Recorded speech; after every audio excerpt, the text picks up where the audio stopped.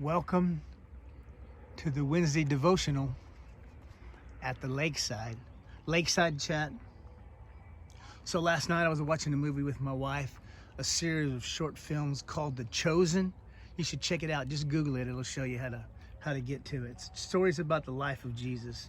And last night, this particular story started out talking about the situation of a guy named Simon. We know him as Peter, Simon Peter. And Simon was in a tight spot. He owed a bunch of taxes and he was behind. And the Romans were getting ready to come and get him. And so he did all that he knew to pay the taxes back was to go fishing. So he went fishing. He went fishing one night by himself and he was super frustrated and didn't catch a fish, throwing the nets around. And the next day, like, he was upset and he knew he was running out of time because in the morning he would be arrested. And so he goes fishing again. By this time, though, he'd shared his situation with somebody, and his other friends, other fishermen that he fished with some of the time, they showed up and took their boat. So then there was like two boats, Simon and his brother Andrew, and James and John and their father Zebedee. And they go out fishing. They fish all night, and again they catch no fish. And so like they're super frustrated, and so they come back to the shore in the morning. And they push their boats up on the sand or whatever, and Jesus is there teaching, and so Jesus says, "Hey, can I use your boat?" And so they said, "Okay, whatever." And he pushes out a little ways and he preaches, finishes his lesson to the people on the shore that he's teaching, and then he turns to Simon and them and he goes, "Look, man, push out a little ways and throw your net over, and throw your net one more time." And Simon looks, you should have seen the look on his face. He's going like, you gotta be kidding me, because he doesn't know who Jesus is yet. You gotta be kidding me, man. And he said, "We fished all night long and we didn't catch anything, and like we're gonna go, you're gonna tell us to fish, you're not even a fisherman, we're gonna throw this thing out, we're gonna catch a bunch of fish, this is impossible, it's ridiculous." And so but Jesus looks at him with this look, and like, "Dude, please just try it. Just try it. I know it's impossible. Try it." And so they throw the nets out, and the nets completely fill up with so many fish, like it almost turns the boat over. It's like ridiculous. It's this big splashing around, and then they try to pull the net in. They can't even pull it in. It's like more fish than they ever caught in their whole life. And then they call to the other guys, James and John, "Hey, come over here and help." And they all get over there and they're trying to get the net, so there's like 5 of them and they can't even get the net in. And it shows the camera shows a picture of Jesus and he's just laughing like, "This is ridiculous, this is great." And then those guys, they start laughing too, and they're just having the time of their life because they're gonna have enough fish to pay their taxes, and like their situation has been relieved by Jesus showing up. And so I think about it first, first thing I thought about, when I turned off the thing, started getting ready for bed, is like, why didn't he want to throw the net? Right? Because and what came to me is like, because he already tried and he knew what he was doing. He thought he knew what he was doing. He was the greatest fisherman around, and he said, like, man, that's no. And also he was completely exasperated and tired and past the end of his rope. He's like, I can just see him like, "Dude, I just want to go home. Like, leave me alone," right?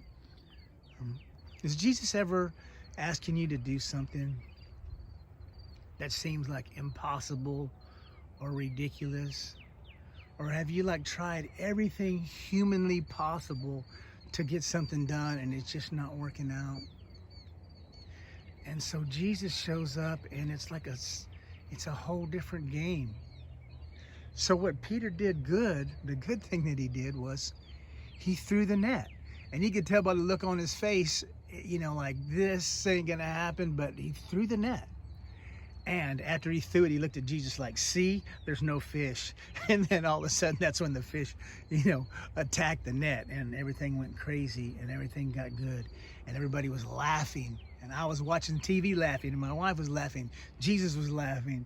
The fishermen were laughing. And like, there's joy, abundant joy in this moment when the impossible became a reality. And a lot of that became possible because he threw the net anyway. Yeah, so is there something in your life that's like that? Like you're trying to get through it and it's not working, and yeah, you're frustrated and you just kind of want to go home. You kind of even want to give up.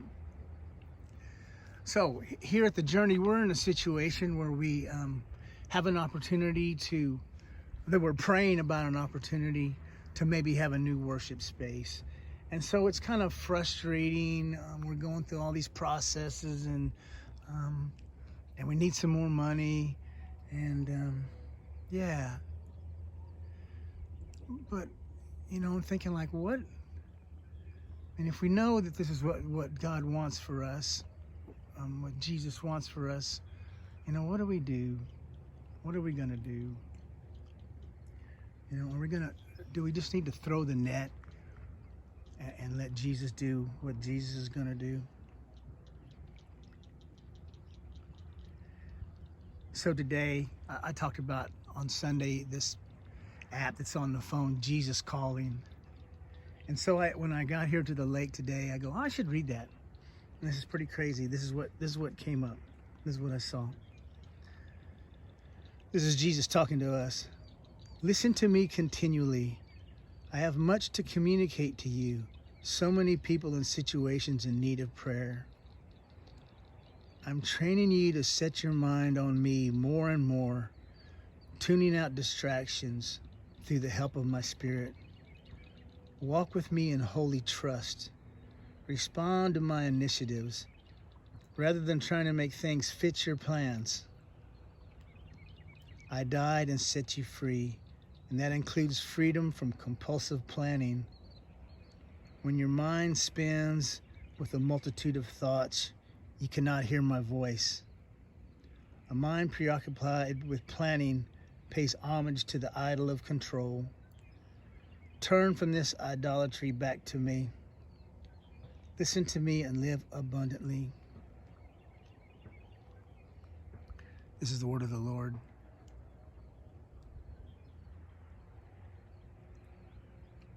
Is Jesus calling you to do something, to be part of something impossible?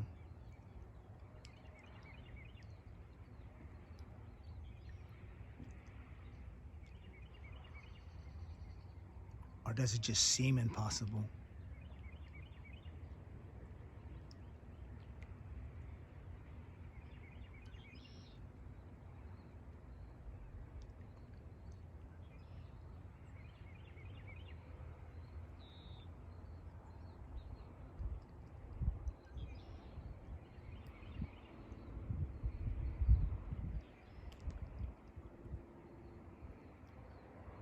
Grace and peace.